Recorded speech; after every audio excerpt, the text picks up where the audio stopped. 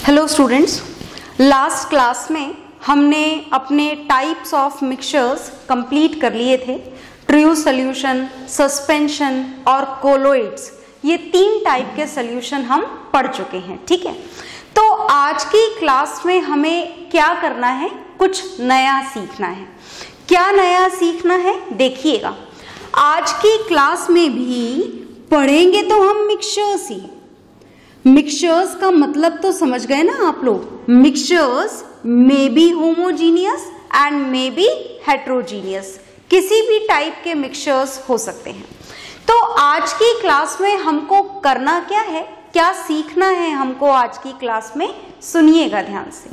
आज की क्लास में जो भी मिक्सचर जिन भी कंपोनेंट से प्रिपेयर हुआ है, मिक्सचर है तो उसमें एटलीस्ट 2 कंपोनेंट तो होंगे ही सही। कंपोनेंट 2 से ज्यादा भी हो सकते हैं, इज इट ओके, पर मिनिमम 2 कंपोनेंट तो होंगे। तो क्या इन मिक्सचर्स को इनके डिफरेंट कंपोनेंट्स में सेपरेट किया जा सकता है? पहले तो ये क्वेश्चन मार्क है कि क्या ऐसा पॉसिबल भी है या नहीं है।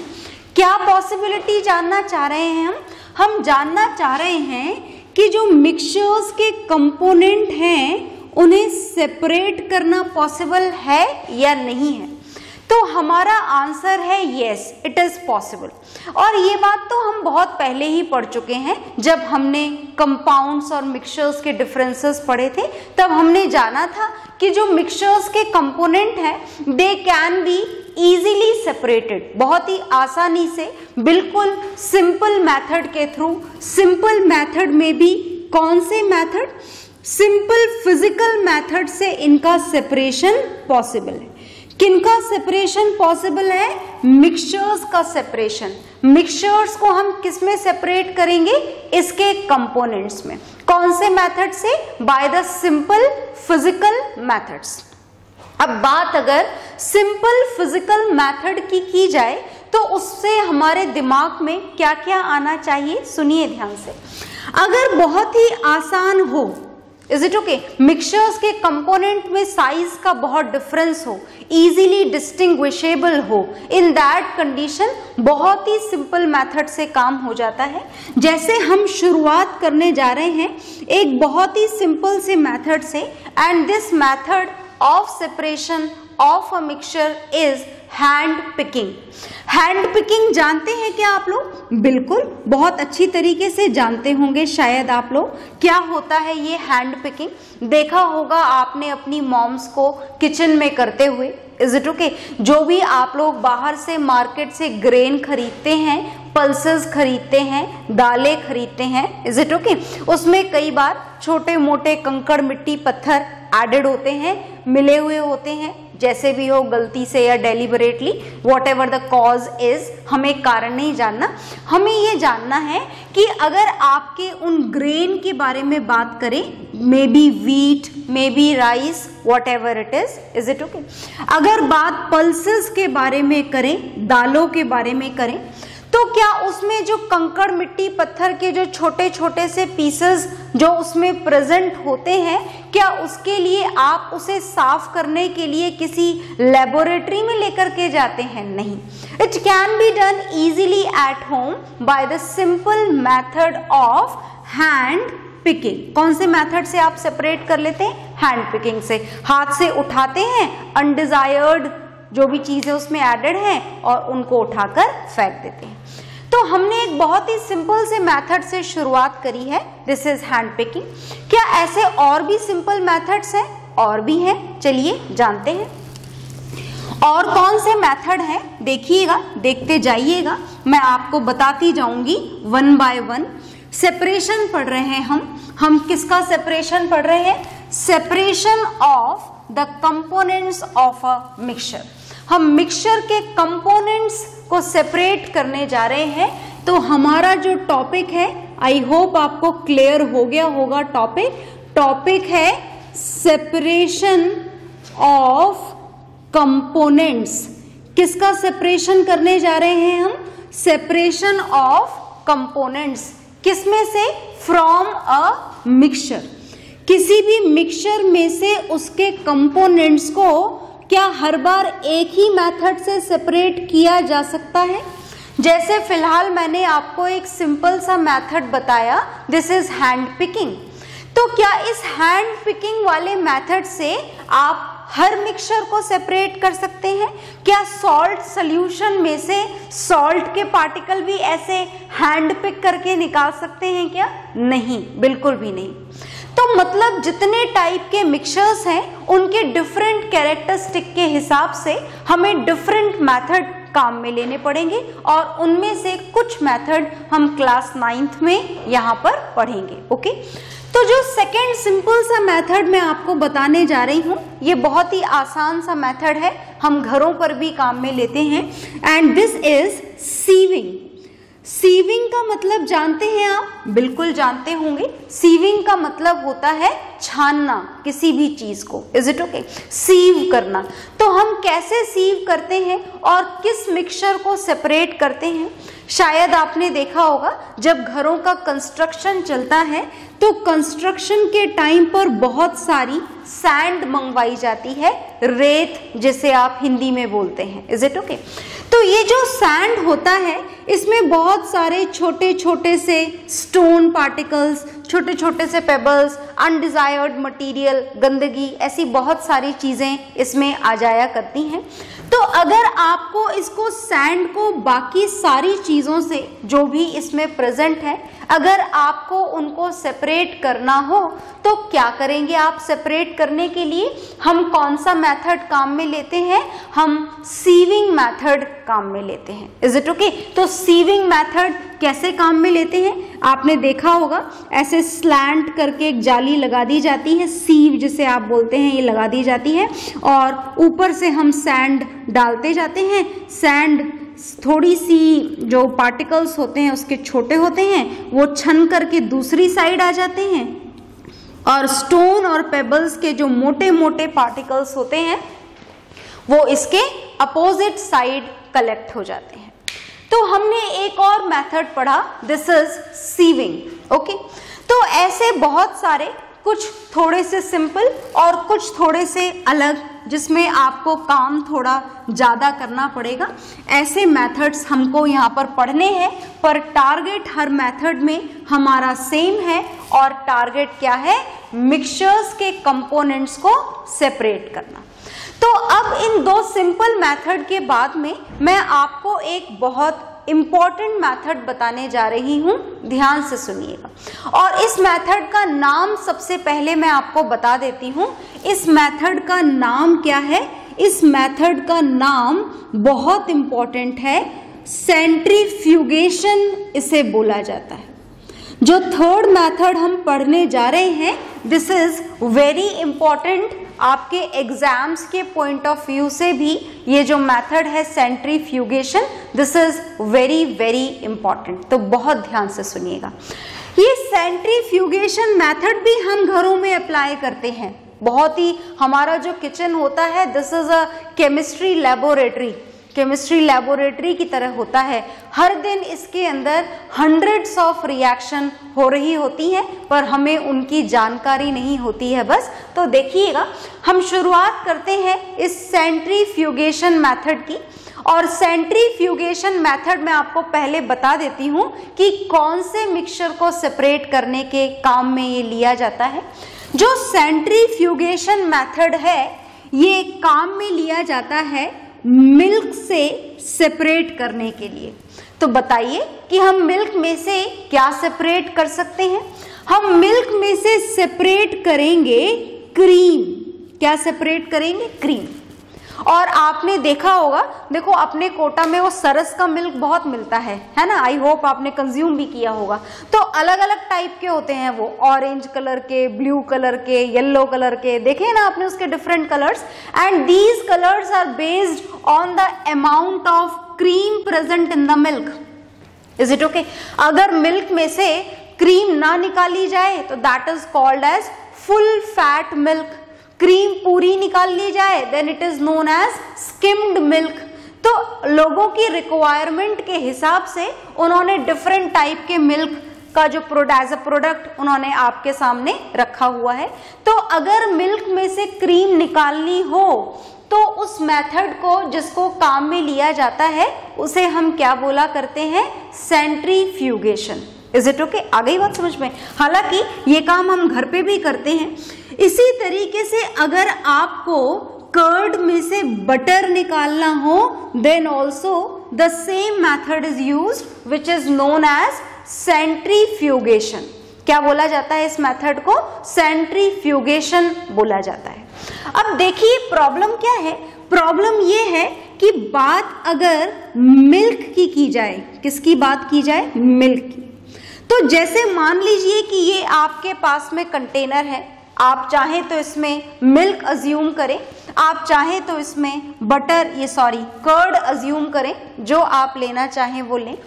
तो जब आपने यहाँ पर मान लीजिए कि हमने मिल्क से नहीं करते पर कर्ड से हम बहुत बार घर पे बटर सेपरेट करते हैं, तो आप घर पे जाके अपनी मॉम से पूछिएगा ज़रूर कि ये काम कैसे किया जाता है। उसका जो केमिस्ट्री का कॉन्सेप्ट है वो मैं आपको यहाँ पर समझा देती हूँ, और घर पे जाके आप इसका प्रैक्टिकल भी देख लीजिएगा, ठीक है ना। फिलहाल देखें तो जैसे हमने इस कंटेनर में क्या ले रखा है, कर्ड ले रखा है, इज इट ओके? और इस कर्ड में क्या प्रेजेंट है?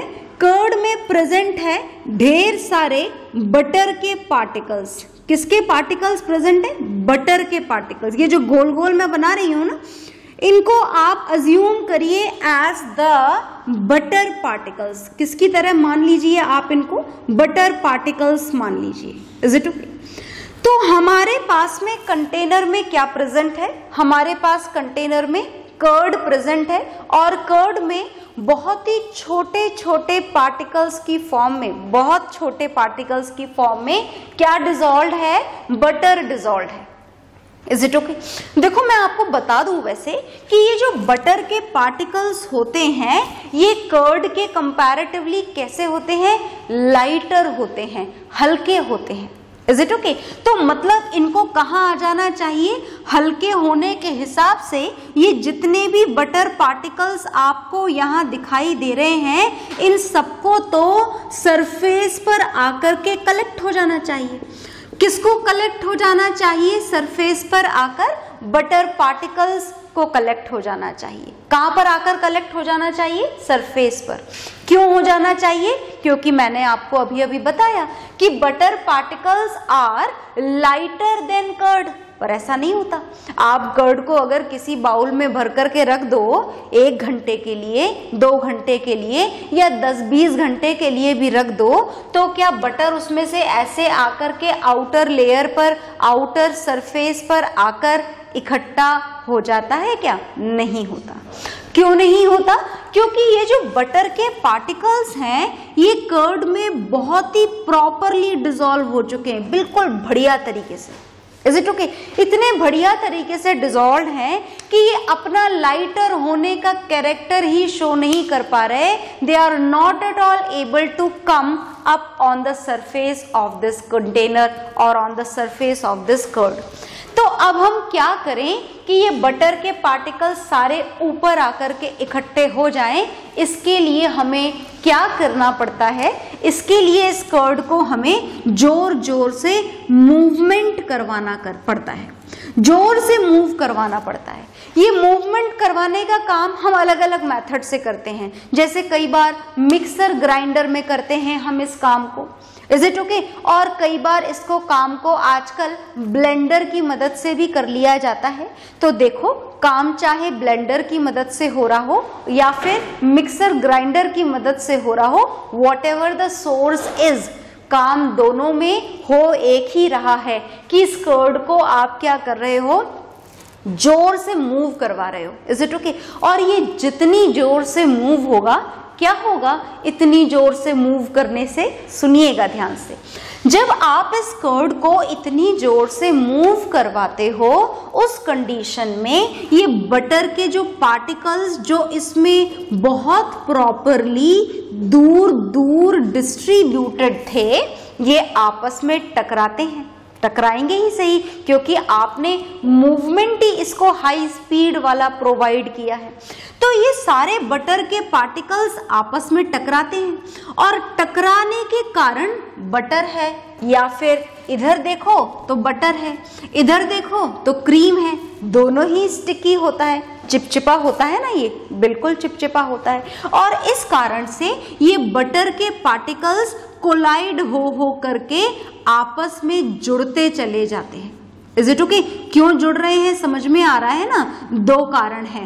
पहला कारण है इनका आपस में टकराना और दूसरा कारण है जुड़ने का their nature which is very sticky. कैसे नेचर के होते हैं? ये बहुत स्टिकी नेचर के होते हैं। Is it okay? और अब ये इतने जुड़ करके इतने बड़े हो चुके हैं, मतलब now this butter particle, all these particle is not at all separated uniformly in this curd। अब ये प्रॉपरली यूनिफॉर्मली इस कर्ड में डिस्ट्रीब्यूटेड नहीं है, तो ये अपना कैरेक्टर शो करेगा।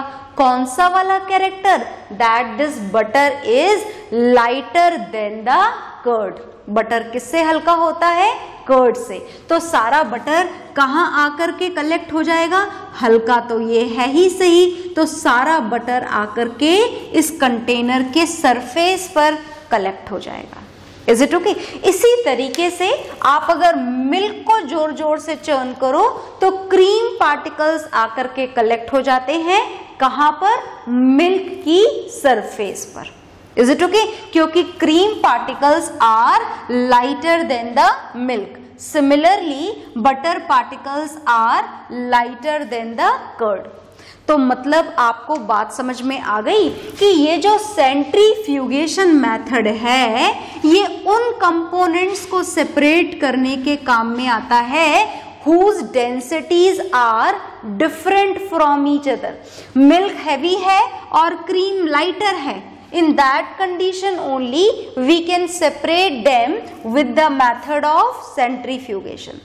Is it okay? यहाँ पर भी देखिए butter is lighter than the curd, because of this reason only we are able to separate this butter from curd। Is it okay? So one important method is done, this is centrifugation। Is it okay? एक और method पढ़ते हैं, चलिए हम इसको यहाँ से मैं रफ कर देती हूँ। और जो नेक्स्ट मेथड मैं आपको बताने जा रही हूँ उसे बहुत ध्यान से सुनिएगा, बहुत ज़्यादा ध्यान से सुनिएगा। हम नेक्स्ट मेथड पढ़ने जा रहे हैं और ये जो नेक्स्ट मेथड हम पढ़ने जा रहे हैं दिस इज फोर्थ मेथड। जितने भी मेथड पढ़ाऊंगी मैं आपको, सारे मेथड का टारगेट एक ही है। क्या है टारगेट? मिक्सचर्स के कंपोनेंट को सेपरेट करना। Is it okay? मिक्सचर्स अलग अलग टाइप के, मेथड्स अलग अलग टाइप के। ओके तो फिलहाल जो मेथड हम काम में लेने जा रहे हैं this is the use of a separating funnel. हम यहाँ पर एक छोटा सा बिल्कुल बेसिक सा एपैरेटस सेटअप काम में लेने जा रहे हैं और उस एपैरेटस सेटअप का ही नाम हम यहाँ पर लिख रहे हैं, दिस इज सेपरेटिंग फनल। क्या काम में लेने जा रहे हैं हम? सेपरेटिंग फनल काम में लेने जा रहे हैं। कोई बहुत बड़ा इंस्ट्रूमेंट नहीं है, ये सिंपल सी एक फनल है कांच की बनी हुई। ये आपने ले ली, इस तरीके का इसका अरेंजमेंट होता है, शेप होता है बस ये। Is it okay? बहुत ध्यान से देखिएगा, बहुत सिंपल सा प्रोसीजर है, बिल्कुल आसान सा। ये है जी भाई आपकी सेपरेटिंग फनल और ये यहाँ पर स्टॉप कॉक लगा होता है ताकि इसमें आप जो भी डालें वो आपकी मर्जी से बाहर आए। ऐसा नहीं कि आप डालो ऊपर से और नीचे आकर के कलेक्ट होता चला जाए। तो ये जो हमने लिया है दिस इज सेपरेटिंग फनल। क्या नाम है इसका? इसका नाम है सेपरेटिंग फनल। बहुत ध्यान से देखिएगा। और हमने यहाँ पर नीचे ये एक कंटेनर रखा हुआ है जिसे हम बीकर बोलते हैं। ये बीकर हमने यहाँ पर रखा हुआ है। Is it okay? और ये स्टॉप कॉक लगा रखी है ताकि हम जब इसे ओपन करें तो इसमें भरी हुई चीज हमारी मर्जी के हिसाब से नीचे आए। तो चलो हमने ये तो जान लिया कि सेपरेटिंग फनल कैसी दिखाई देती है। अब हमको ये जानना है कि आखिर हम इस सेपरेटिंग फनल से किस टाइप के मिक्सचर्स को सेपरेट करेंगे। तो देखिएगा ध्यान से, हम सेपरेटिंग फनल से इम्मिसिबल लिक्विड्स को सेपरेट कर सकते हैं। कौन से लिक्विड्स को? इम्मिसिबल लिक्विड्स को सेपरेट कर सकते हैं। क्या आप इम्मिसिबल लिक्विड्स का मतलब समझते हैं?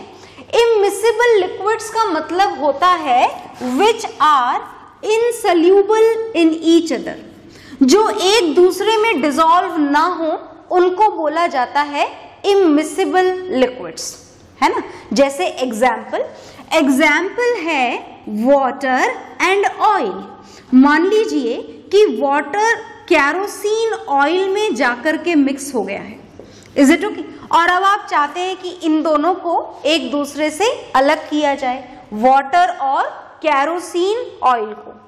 तो ये दोनों कैसे लिक्विड है? ये दोनों इम्मिसिबल लिक्विड्स हैं। इम्मिसिबल का मतलब याद रहेगा ना, which are insoluble in each other, दोनों आपस में मिक्स नहीं होते हैं, इज इट ओके? तो अगर आपके पास में दो इम्मिसिबल लिक्विड्स मिक्सअप हो चुके हैं तो उनको सेपरेट करने के लिए हम ये टेक्निक, ये apparatus arrangement which is known as separating funnel, इसे हम काम में लेते हैं। तो चलिए हम इसे काम में लेना शुरू करते हैं। तो ये आपने सेपरेटिंग फनल ले रखी है, इसमें आप मिक्सचर फिल कर दीजिए। ये हमने मिक्सचर फिल कर दिया, इज इट ओके? किसका मिक्सचर है ये? This is a mixture of water and kerosene oil. Water और कैरोसिन ऑयल इसमें दोनों मिले हुए हैं और हम क्या करना चाहते हैं? भूलिएगा मत, हम क्या करना चाहते हैं? हम वाटर और कैरोसिन ऑयल को सेपरेट करना चाहते हैं। तो चलिए सेपरेट करना शुरू करते हैं। बहुत ही आसान काम है। हमें इस मिक्सचर को पहले किस में फिल कर देना है? ये सेपरेटिंग फनल में, और उसके बाद में इसे कुछ देर के लिए अनडिस्टर्ब्ड पोजीशन में छोड़ देना है। हाथ नहीं लगाना है बार बार, है ना, स्टिर नहीं करना है, क्योंकि स्टिर करोगे, हल्का सा ऐसे शेक करते रहोगे, इन दैट कंडीशन ये आपस में मिक्स होते रहेंगे बार बार। तो आपको इस मिक्सचर को कौन सी पोजीशन में छोड़ना है? थोड़ी देर के लिए अनडिस्टर्ब्ड पोजीशन में, राइट, ओके। और ये करने के बाद में एक पर्टिकुलर टाइम के बाद में, it may take 10 minutes 15 minutes, आपको पता लग जाएगा कि आपका काम हो चुका है, क्योंकि वाटर की डेंसिटी कैरोसिन ऑयल से कैसी होती है? ज्यादा होती है। तो एक लेयर बन जाएगी, सेपरेटिंग लेयर, जो बहुत ही क्लियरली आपको दिखाई देगी, जिसके नीचे क्या होगा? वाटर, और ऊपर वाली लेयर में क्या कलेक्ट हो जाएगा? सारा का सारा कैरोसिन ऑयल। कारण समझ में आ गया ना आपको? कैरोसिन ऑयल ऊपर क्यों और वाटर नीचे क्यों? Is it okay? क्योंकि वाटर की डेंसिटी कैसी है? ज्यादा, और कैरोसिन ऑयल की डेंसिटी कैसी है? कम, ओके। तो अब हमको क्या कर देना है? जब आपको लगे कि दिस सेपरेशन इज डन, हो चुका है, तो धीरे से ये स्टॉप कॉक, सारा काम यहाँ पर पेशेंस के साथ में धीरे धीरे करना है। काम जल्दी करा, गड़बड़ हो जाएगी। क्या गड़बड़ हो जाएगी? ये दोनों आपस में दोबारा मिक्स हो जाएंगे, और यही तो नहीं होने देना है हमें, ओके। तो हमें यहाँ पर स्टॉप कॉक भी धीरे से खोलनी है। ऐसा नहीं कि फटाफट से पूरी हटा दी और सीधे पानी सारा नीचे आ पड़े, ऐसा नहीं करना है, धीरे से खोलना है। ड्रॉप बाय ड्रॉप नीचे आए या एक धीमी स्पीड से नीचे आए, इसका आपको ध्यान रखना है। तो जब आप इसे धीरे से थोड़ा सा खोलेंगे तो ड्रॉप बाय ड्रॉप या बहुत ही मिनिमम स्पीड के साथ में इस पूरे बीकर में आकर के कलेक्ट हो जाएगा। क्या कलेक्ट हो जाएगा? वाटर। और जैसे ही आपको लगे कि यहाँ ये जो सेपरेटिंग लेयर है, ये लेयर यहाँ तक पहुँच चुकी है, वैसे ही आप इस स्टॉप कॉक को दोबारा बंद कर दें, ताकि आपका पानी पूरा इस बीकर में कलेक्ट हो जाए और इस सेपरेटिंग फनल में कैरोसिन ऑयल या whatever the oil is, कोई से भी टाइप का ऑयल हो, oils are not at all soluble in water, so whatever the type of oil is, if it is a mixture of oil and water or any other type of two or more immiscible liquids, then it can be separated by the use of this separating funnel, okay। तो हमने यहाँ पर ये method complete कर लिया है। तो कुछ 2, 3, 4 मेथड हमने आज जान लिए हैं। इन मेथड्स को आप प्रॉपरली लर्न करेंगे और ये जो फिगर इसका बनाया गया है इस फिगर की भी प्रैक्टिस करेंगे। ओके, तो इसके बाद में सेपरेटिंग जो मेथड्स हैं उनको हम नेक्स्ट क्लास में पढ़ेंगे। ओके, सो बाय एवरीवन।